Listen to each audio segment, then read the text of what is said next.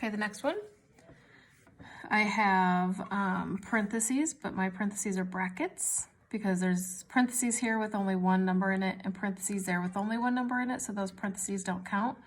But brackets is still in the category of parentheses because it's still grouping something together. So I'm going to do the brackets first.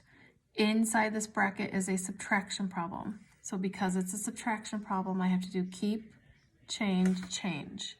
And 4 plus 2 is 6.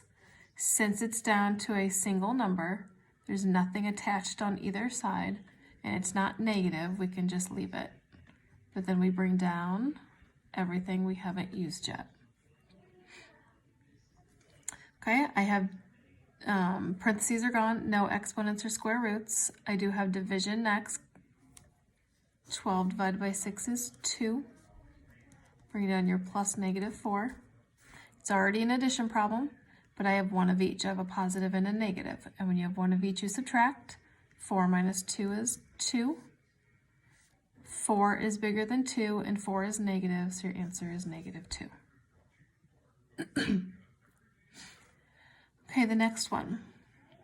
Parentheses here is a single number, so there's nothing to do there, but you will notice these bars. In chapter 1, we learned what those bars are, and those bars are the absolute value. Okay, so this would still count as parentheses because it's grouping something together. So inside the absolute value bars, I'm going to solve what I see. It's an addition problem, but it's one of each. And when you have one of each, you subtract highest minus lowest, and you get 9.